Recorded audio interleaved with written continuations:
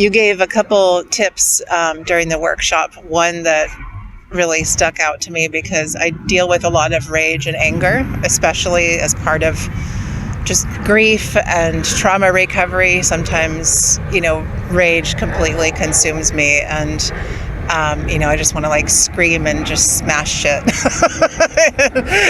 Aren't we all sometimes? And it's such a debilitating. I mean, that and being so full of fear and anxiety are so debilitating. I have found that I almost prefer rage and anger because it's a lot of action and I can do things. Whereas if I'm really anxious or full of fear, it's I just can't do anything. It's paralyzing completely. But it's not fun to live with a lot of rage, anger, jealousy, really fiery emotions. And you gave a really good tip for one thing that you can do if you need to scream and get some rage out. Could you share that? Sure. Well, first, we have to understand that from a very young age, we are taught not to express our real emotions. Because you shouldn't do this, you should, tick. So it kind of builds up, of course, and in the end it's, so we get what we get. Or as I say, the reason why parents teach their kids to walk and talk, so then they can say, sit down and shut up. And the same comes with energy, emotions, it builds up, and then, they need to release it. So a very simple tip, whenever you feel anxious, want to scream, and of course, if you live in a city, if you just go outside a balcony, if you have a balcony, and you scream out, that might be a little bit weird. And somebody might call cops or whatever. So, or let's say you're in the party. And it's you can't leave the party for some reason. I have done this, though. Yeah. I have screamed in parties, because I used to have a lot of parties in my house. And so the music would be so loud, and I was really, I had just some deep trauma had surfaced. And I went into my garage, but you could still hear everything. And I just started screaming and screaming. And I think people upstairs could hear it. And they were just oh no, what's going on? But people downstairs, the music was so loud. If the music's loud enough, or sometimes parties, I've been to ecstatic dance events, where it's really loud and everybody just starts screaming and jumping. And it's such a good way to release energy. Speaking of, I'm competing with dogs screaming over here. We're talking about screaming, so it shows up. Yeah. In case you still don't want to bother people with your screams, very simple. Get a bowl of water. So get a big bowl, put water in it, submerge your face fully into the water, and scream away. Scream as loud as you can, because guess what? Nobody's gonna really hear it, but for you, it will have this you're releasing this emotion at the moment. The only thing is, though, this water afterwards, don't let anybody drink it unless just don't, just put it into the toilet. But yeah, because that's water with not good energy in it. But yeah, also again in the parties, if you have a sink, you can just put the sink in, water into the sink and submerge and just do it. It helps. The idea is, though, still the let's say this anger wanting to come to release. Another tip: look for triggers before you get to the thing that you will need to physically release it, because they're always there. There are certain triggers that warn you, dude, your system being attacked. You're being attacked.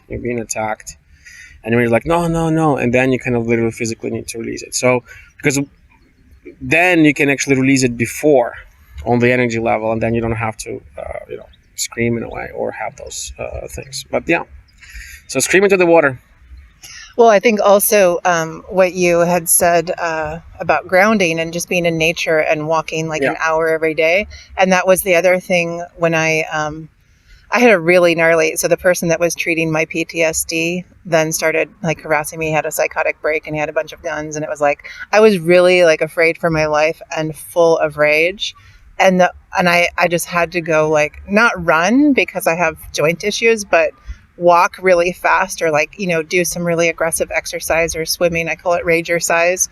So I think moving the energy and emotion, just getting getting into motion and activity. Again, one thing about anger is that I find that it really propels you forward sometimes, but it's not something that like you want to carry into your activity or in your day-to-day life. It's really, and then all your relationships get affected and your health. And it's one of the things that I've really come to realize. It's like we swallow our emotions when we hold them in.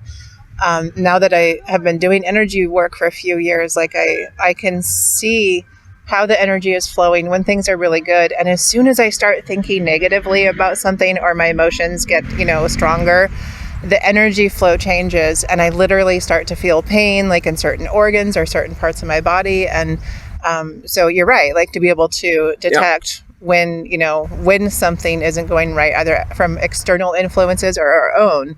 Because I think that that's what a lot of what people will say as entities or attacks. A lot of times it's our own manifestation of. Well, we allow it these two. One of the little rules of magic is actually nobody can really harm you. Well, let's put it this way. The free will of one person is sacred until it interferes with the free will of another person. So we kind of, generally speaking, we allow these things to happen. Of course, there are cases when, as you said, like entities or things like that, they're in the ancestry line for ages, and we need to to identify them and remove them coming from our parents, from our friends, from outside. So yeah, and you think that you can do it just once and you're done. Guess what? I'm still learning. I'm still going through a lot of stuff, and every time I do energy clearing, there's something else. Well, either from this life, past life, my ancestors. There's always things to do. So, which is also kind of makes the whole process kind of fun.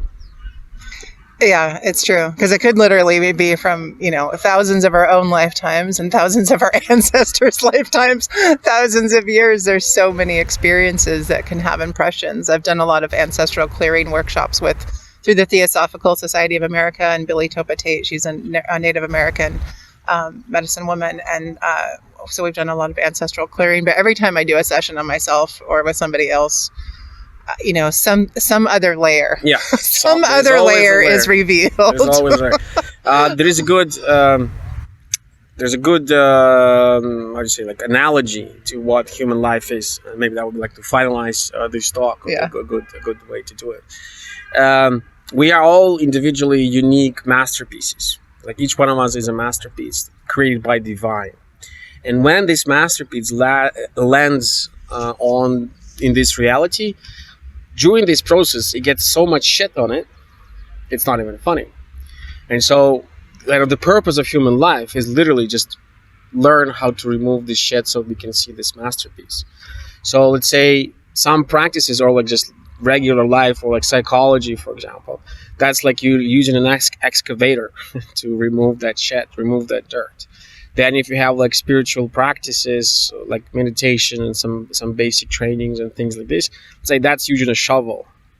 But then if you go to even more exclusive and some more powerful things, that's like in archaeology having that brush and brushing those little things away from this masterpiece.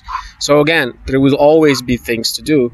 Just make sure that you are removing this shit and the dirt from the masterpiece that you are and created by divine. So yeah, shovel the shit, they say. I don't know if you're a Twin Peaks fan, but that's part of season 3 of Twin Peaks. There you go. They knew something. Shovel the shit. Shovel the shit. Gotta get a golden shovel. There we go. All right. Thank you, Dmitriy, LifeScript Doctor, LifeScript Doc. I'll post all the links and everything in the description. All right. Thanks again. Thank you. Thanks for listening.